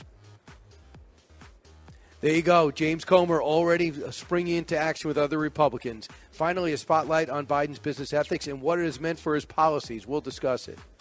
Number 1. And with great confidence in our caucus, I will not seek re-election to Democratic leadership in the next Congress. For me, the hours come for a new generation to lead the Democratic caucus that I so deeply respect. There you go. Nancy Pelosi, leader no more. Pelosi decides life in Washington without the gavel is not worth leading, and she informs her party she's done. So, Dave Rubin, with everything that you do as host of the Rubin Report, as a best-selling author, put in perspective this moment in American history. Nancy Pelosi, the woman who broke the glass ceiling. Even if you are a Democrat or Republican, do you think she's been an effective speaker? Well, effective, it depends if you mean effective for the things that I'd like her to be effective for or for the things that she'd like to be effective for. I mean, first off, just quickly on the election itself, it's funny because everyone sort of on our side is like, well, we thought we had this wave coming. What happened? Everyone's kind of licking wounds. But as Tucker pointed out during the Patriot Awards last night, it's actually pretty good what happened. Getting the House back, putting Nancy out to pasture is actually very good. Look, she was effective to some degree. I would say more than anything else, what she'll be remembered for is that she allowed the woke left and really the radicals to run the party. I don't think Nancy, in her heart of hearts, I think she's sort of like Chuck Schumer. 15 years ago, she was a moderate Democrat. She wasn't a crazy lefty, but she let them all in, and that was her. It's on her. I mean, she was the head of Congress. She let them all in, and she's leaving the Democrat Party in a I would say, far more radical position. That being said, they somehow still have some degree of popularity.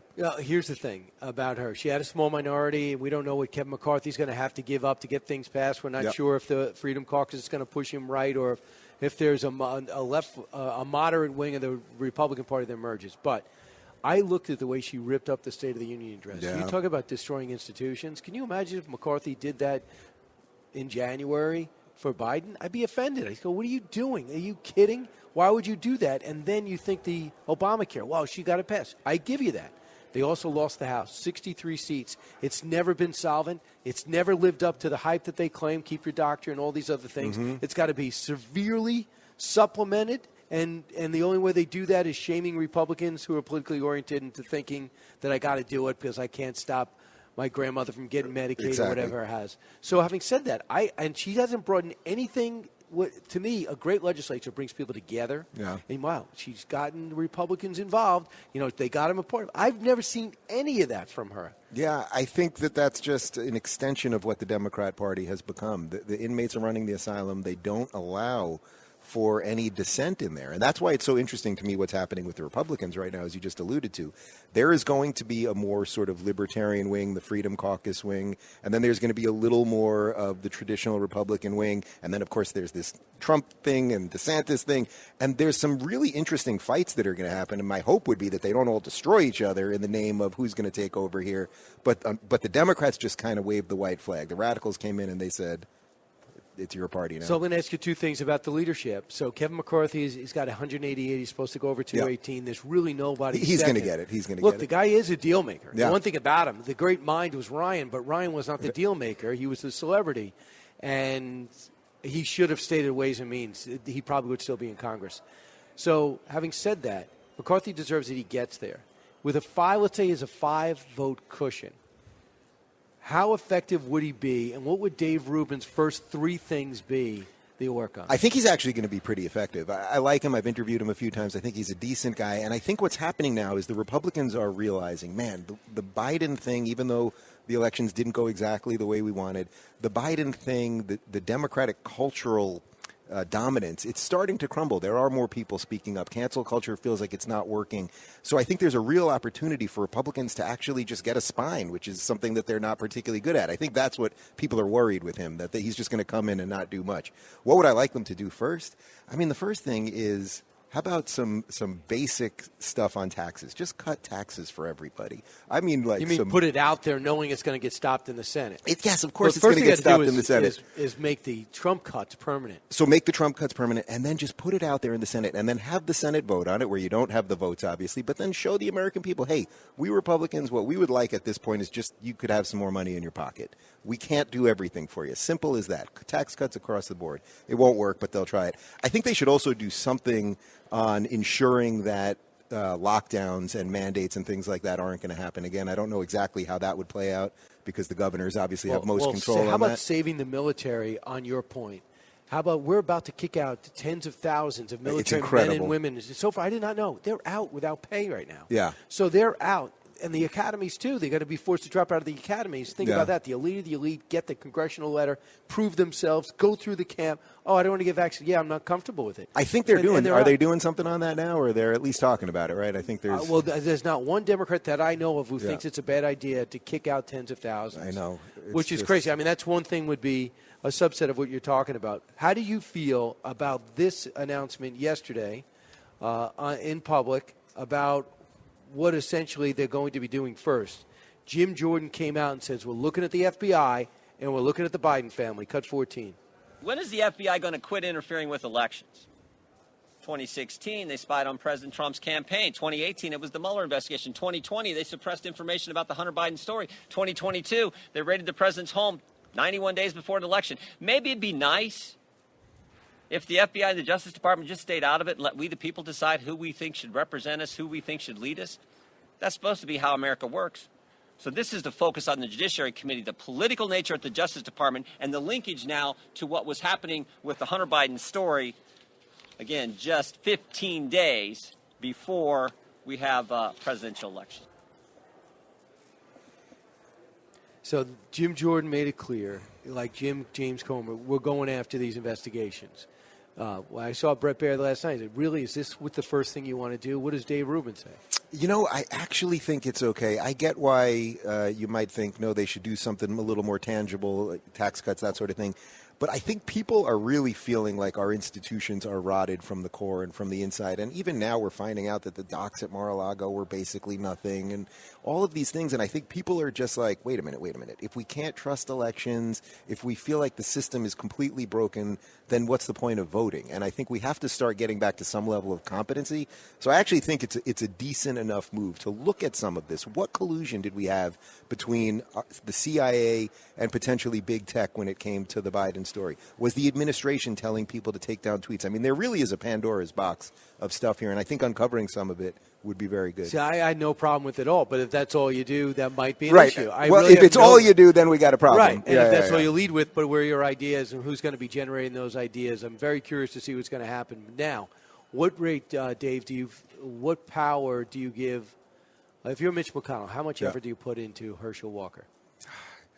You got to try, right? You got to try, even if it's just optics. I mean, it's not going to look good for Walker. You think he's losing? Well, look, without Kemp on the top of the ticket, I just think he's going to lose a certain amount of votes, and the Democrats figure out a way to win these close, delayed elections. They just do. You got to give the devil his due. They always figure out a way to pull it out. So without Kemp giving him a little extra buffer, the way, say, DeSantis helped Rubio here in Florida, you know, Rubio won by a massive landslide. He was going to win, but I think it was a large part because of the DeSantis wave. I think you got to go. You have to go all in, right? What would your excuse be if you're McConnell? What's your honest excuse? I'll keep my money for a rainy day.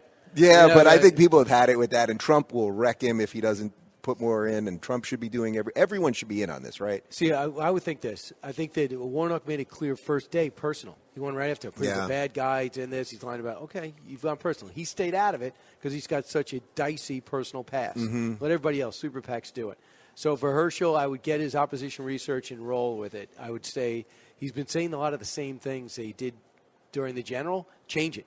Give me another wrinkle. Number two, you got a libertarian with 2%. Yeah. So you need that 2%. That'll be enough. And the other thing is Kemp's Get Out the Vote campaign, the way they targeted, knocked on doors. They said it's fantastic. McConnell, I don't know why. He had to write the check to get it to Herschel. So Herschel's team's got it, and McConnell will run it.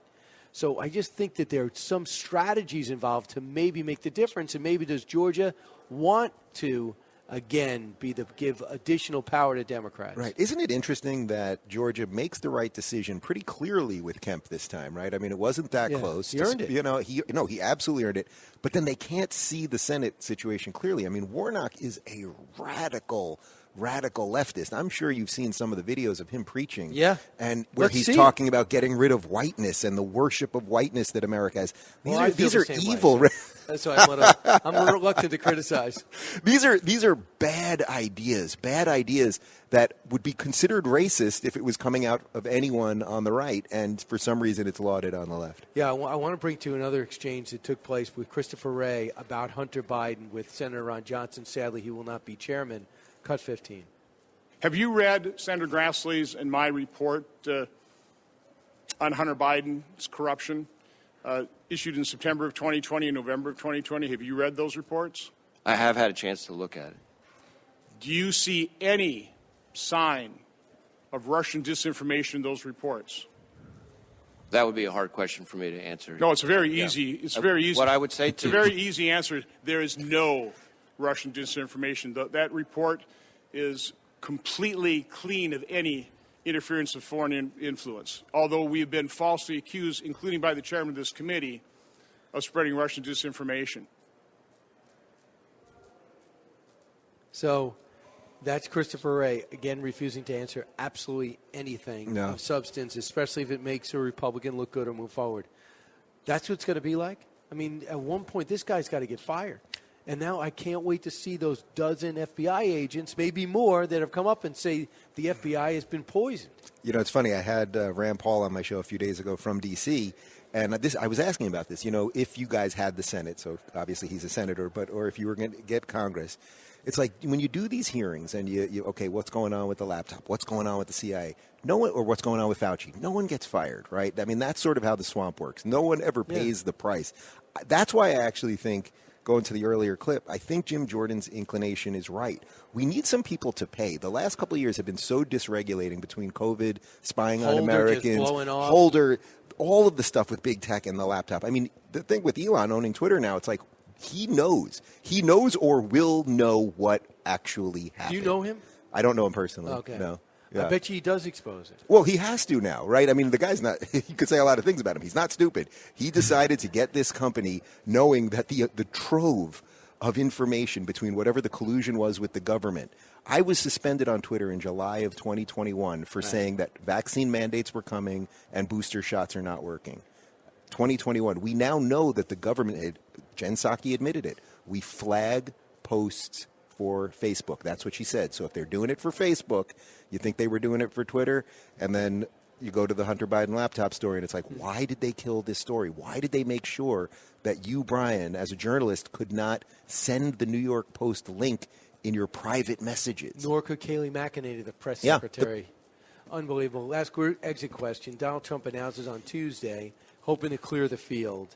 I don't think he is. Mike Pence made it clear he's not. It looks like he's going to run. And Mike Pompeo came out and said, I think it's time for new leadership. The president already called that disloyal. How does this play out in your mind, Dave? And it's early, I know. It's so early. I got to tell you, look, I'm a Floridian and a very happy Floridian. And, you know, after DeSantis won this thing by 20 points, if America could become Florida, I think we'd be in good shape. So if DeSantis decides to run, they have to battle this thing out. Their policies are going to be very similar. And my one hope would be, and I've been saying this on my show for probably 6 months because I felt this was coming, is let's not do a mutually assured destruction thing here. Trump can do it if he wants to. If Trump wants to burn down the party and take out DeSantis, like he really could do it.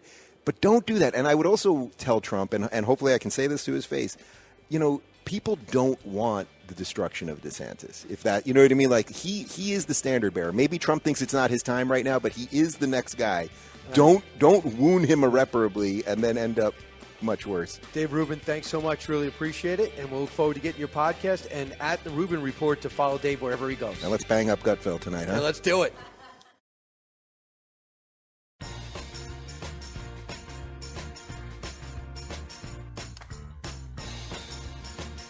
If you're interested in it, Brian's talking about it. You're with Brian Kilmeade. The bill before us will certainly do some good. It will authorize some badly needed funding for better fences and better security along our borders. And that should help stem some of the tide of illegal immigration in this country. That is Senator Barack Obama talking about the need to stop this illegal immigration in our country and building a fence. Can you believe that? Hank, listening to WNIS in Virginia Beach. Hey, Hank. Hey, Brian. How you doing? Good. Hello? What's on your mind? Oh, there's a lot of things on my What's on mind. your Number mind? one thing is I feel that the Democrats are the party of projection. They always accuse the Republicans of things that they're doing. And it's always that way. I do believe that the Republicans should open up their tent and get ideas. Because if you know one thing, the Democrats, they stick together. Republicans, they're always at each other's throats. And I just think with this back in the day with Harry Reid, do you remember what he did with Mitt Romney? accused him of not paying his Just taxes. made it up. And, Everybody knows made it all up. Mitt Romney doesn't pay taxes. Yeah, we lost him.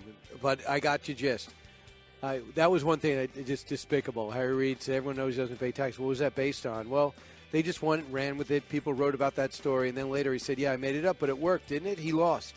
No, I think you've got to have a little bit of values and ethics. 1-866-408-7669. Mayor Suarez next, and then you. You listen to the Brian Kilmeade Show. So glad you're here. We're coming to you from Hollywood, Florida.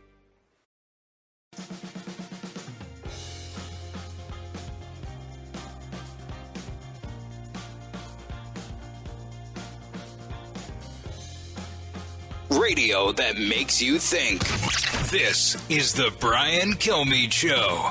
We just finished this election, okay? People just need to chill out a little bit on some of this stuff. I mean, seriously, we just ran an election.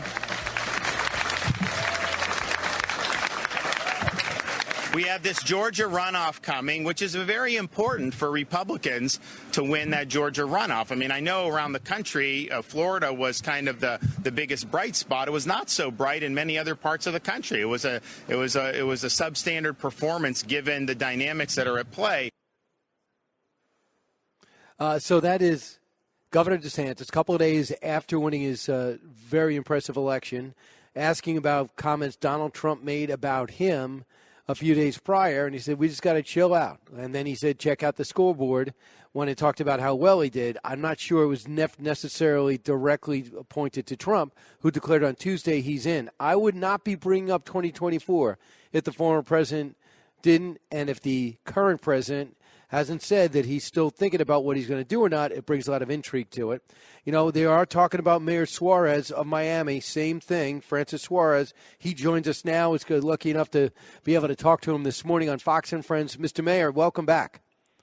Thanks, Brian. It's an honor and a privilege to be with you as always. Yeah, so, Mayor, first off, I just want your comment on some of the questions that are coming about 2024 for your governor. Well, look, I think, 2024 is a long way away. It's 2 years away. And I think everybody should be focusing on how do we do better than what we did in the midterm, right?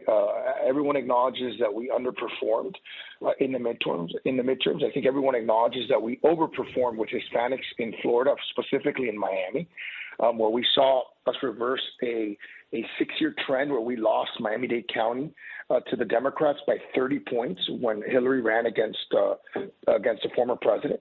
And now we won Miami-Dade County by 10 points, and that's because Hispanics completely flipped into the R column. That's a recipe for success for the country if we have the right message, if we have the right messengers, and if we connect with the Hispanic community. That's not a monolith. We're not Latinx. You know what I mean? We're not San Antonio tacos, like Joe Biden said. Mm-hmm. You know what I mean? We're individual cultures. We're pro-America. We're pro-law enforcement. We're pro-prosperity.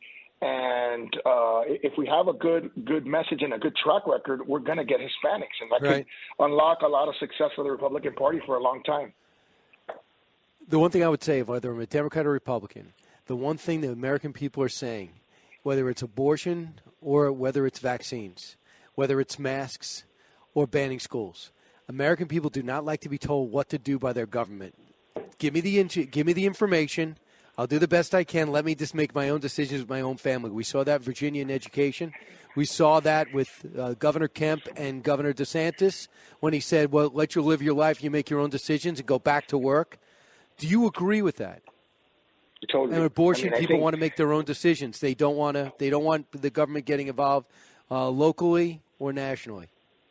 Look, we see in communist countries and in authoritarian regimes, the biggest issue is the government tells you what you can and can't do. The government runs your life, basically. You work for the government as opposed to the government working for you. In this country, government is supposed to be limited. It's supposed to focus on the things that it's competent to do, which are very little, frankly, right? And it's not supposed to take more of your money than what it is. And what we're seeing in high-tax states like New York and California, in New York, for example, if you're in the highest tax bracket, you are paying 54 cents out of every dollar you make in taxes. That means you're taking home 46 cents. It's not even a majority of the money that you make, which is crazy. I mean, that is borderline communism. It's borderline communism. So, we can't take that kind of excess government intervention or government as solver of all problems and extend that into the cultural context, because it's going to create the same kind of problems. So, Mayor, for you personally, what you've seen in Miami is a lot of people moving in. Do you worry about what happened in Texas and to a degree in certain, maybe Florida, where people come in from other states because they ruin them and they try to ruin your state, whether they know it or not, by demanding certain things that they left? Like when you hear there's a whole group moving in from San Francisco or Los Angeles or New York City, do you say to yourself, what are you going to be up to when you get here? Yeah. Look, that was a big concern prior to the midterm, and I kept telling people, I said, look, my parents were exiled from their country of birth, which was Cuba, and there's nobody getting in a boat and trying to go back to Cuba, right? Nobody wants to reform or reformulate the Cuba model in Miami. And the same way, because of the trauma that we all felt, right? So the same way that, Cuban exiles were traumatized by their experience, I felt that people that were going to be coming to Miami from New York, Chicago, San Francisco, Silicon Valley would be similarly traumatized and would not want to try the same failed policies that essentially pushed them out of their city of origin. And it turned out to be correct. I mean, when you look at our registration numbers in Florida, when you look at the performance of voters in Miami-Dade County, it's proof positive that the people who came were people who believed in our policies, right? And it's funny because I remember I was watching, I think, Fox the night of the election, and I think some of the commentators were actually saying that Lee Zeldin could have potentially won in New York had a bunch of Republican New Yorkers not come to Miami and voted Republican. So, it's actually kind of funny to see that. But it's tragic for New York, but it's interesting for Miami. Look, I think our message is simple. Our formula for success is simple. We keep taxes low because we believe that money is better spent in your pockets than in governments. Because of that, I lowered taxes to the lowest rate in our history. We've never had a lower tax rate in Miami than we do now. We grew 12%. That's the second most growth ever, right? So when you lower taxes, you grow. People want to invest. People want to come here. Then with the extra resources that we've had from our growth, we invested it in policing, in keeping people safe. So when you talk about, the sort of defund police movement across the country, that's ridiculous. Being pro-police was never partisan. It was never a partisan issue. And now the Democrats made it partisan. And, you see the disastrous consequences of no bail, of not arresting people who are quote unquote petty criminals. You see the impact on industry where, major chains don't want to locate in certain cities because they're taking huge losses. And then, the third thing we did was we leaned into innovation and creating high-paying jobs. We're number one in the nation in wage growth. We're number one in tech job growth. We were named the most important city in America. We're number one in foreign direct investment. So, I mean, we're leading the nation in all these categories and bringing, a couple of $1 trillion of assets under managed companies to Miami just in the last 24 months. So what bothers you about the party? We watch Rick Scott and Mitch McConnell. I know you're head of the mayors, and you can watch this with interest. But you see Mitch McConnell and Rick Scott were not working together, not financing certain. Mitch McConnell picking and choosing who he was going to finance and support, and you saw the result. What is your take on your party right now? I think my take, Brian, is we spend 80% of the time arguing about the 20% of the things that we don't agree on, instead of focusing on the things that we do agree on and focusing and being laser focused on our message, right? This message that we've talked about today of limited government, that's a true conservative principle. This focus on safety, right? Crime was a huge issue in the midterms. Government getting out of your life. And then, look, both parties need to focus on creating prosperity, not government prosperity, right? Not prosperity through more government, through more taxes, but prosperity through creating the conditions to allow us to be competitive. The world is changing so fast, so dramatically. And if you look at, different parts of the world, they're investing in their future. And we are just completely, sort of incoherent. We don't have a strategy. We don't have a vision. We're floundering around the world. Our hemispheres in chaos, and so we're just failing at every level. I want to bring another area of expertise is Bitcoin. We know that's how you take your salary. Here's what Tucker Carlson said last night, cut 20. The story of the FTX implosion is bigger even than the global recession it may cause. It is the story of the complete and utter corruption of the people who run our country. The very people who should have been covering and regulating and reining in FTX and its 30-year-old founder, Sam Bankman-Fried, were instead profiting from the scam. Not just a few of them, nearly all of them. From the news media, paid off by Sam Bankman-Fried, to the leadership of the Democratic Party, also paid off by Sam Bankman-Fried, to the chairman of the Securities and Exchange Commission, the SEC commissioner himself, Gary Gensler. They all knew that FTX was not a real company and that Sam Bankman-Fried was a fraud. And if they didn't know that, they certainly should have known that, because it was very obvious to anyone who bothered to pay attention. So crypto, it seems anyone who was reluctant to do it is now out. Is it hurting everything in crypto? Do you think FTX is an anomaly? No, I think Tucker is essentially right. I think the Democrats, this is probably one of their biggest failures. I don't know how much coverage it'll get or how sexy it will be, but the failure to regulate this industry, it falls strictly on their shoulders, right? I mean, the extension of this industry has been predominantly in the last couple of years while they've been in power. They've done a couple of SEC actions, but very limited. And the truth is, it's not even about SEC actions. It's about guideposts, right? You're talking about a technology that's based on decentralization.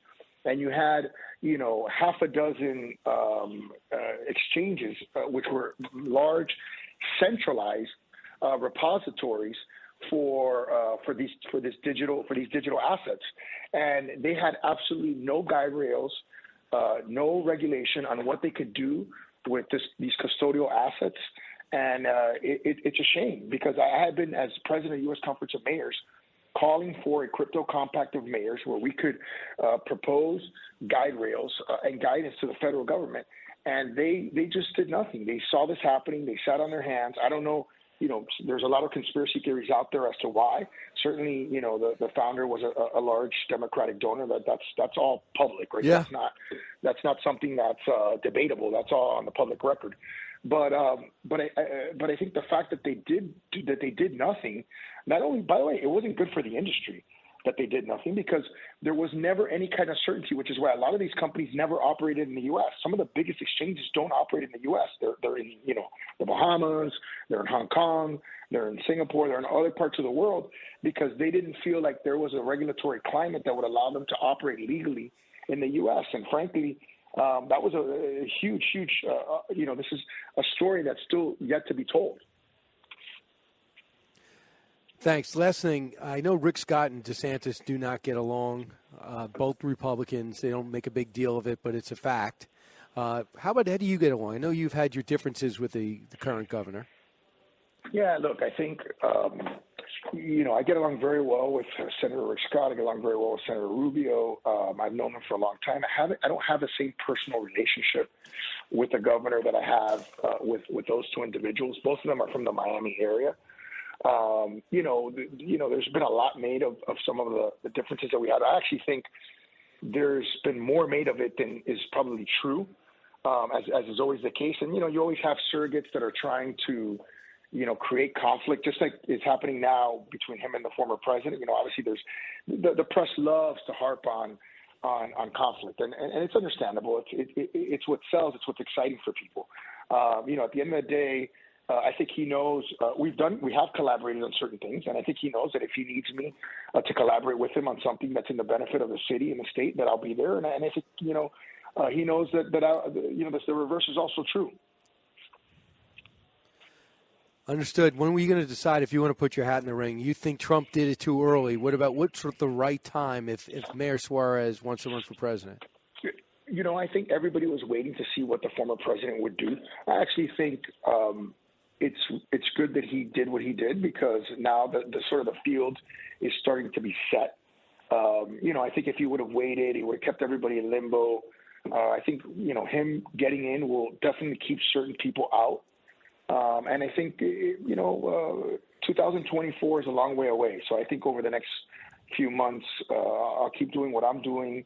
I'll keep talking about why the Miami story is one that I think it's a formula for success for the country. Right. And seeing, what the appetite is for someone that's young, energetic, with a track record of success, with a vision for the future, and a formula that works. And that can, I think, court Hispanics, which we just saw in the midterms, is essential for the vibrancy of the Republican Party. It's great to court Hispanics and not say I'm going to give it away and open up the border. No, I just want to pave the way for you to have opportunity, and from your perspective is invaluable. I think, get involved at some level, Mr. Mayor. My big worry is you're going to end up in the business world, because politics needs talented, diverse people like you. I'll tell you, I tell people all the time that I'm an accident. If it wasn't for my dad, who came to this country at 12, who got a full scholarship to high school, presidential scholarship to undergraduate, 2 graduate degrees from an Ivy League school, has written 9 books. If it wasn't for seeing his story, I don't know that I would have ever done it. I would have been like a lot of my friends who decided to stay in the private sector and just leave politics for somebody else. I'm glad I did it, because I think it's helped me shape the city that I love and create a tremendous, what we call the Miami Miracle. So it's been fun. Keep it going. And the next time I see you face to face, it'll be right in Miami on the soccer field with David Beckham and Messi, announcing that he is the latest player signed. And you'll just get me in the middle with that exclusive, Mr. Mayor. Mayor Suarez, thanks so much. Have a great day. Thanks so much for having such a great city. Back from Hollywood, California, for the final block of this block in just a moment. Educating, entertaining, enlightening. You're with Brian Kilmeade.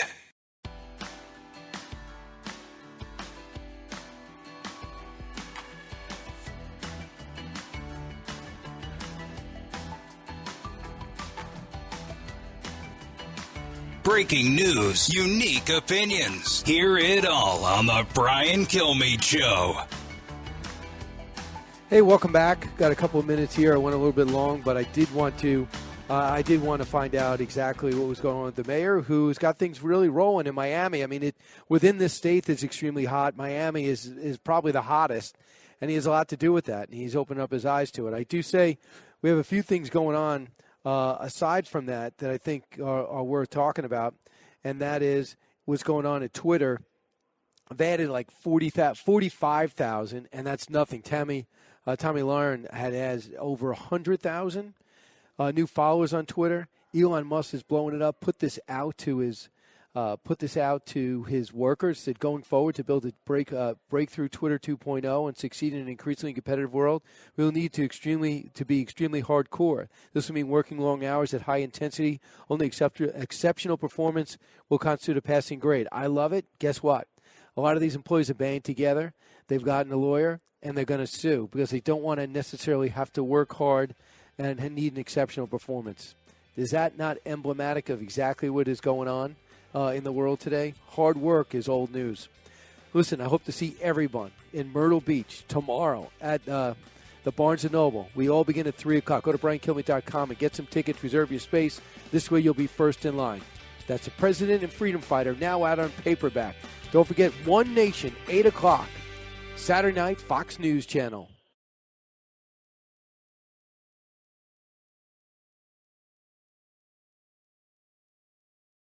Put the power of over 100 meteorologists and the worldwide resources of Fox in your hands with the Fox Weather Podcast. Precise, personal, powerful. Subscribe and listen now at foxnewspodcasts.com or wherever you get your podcasts.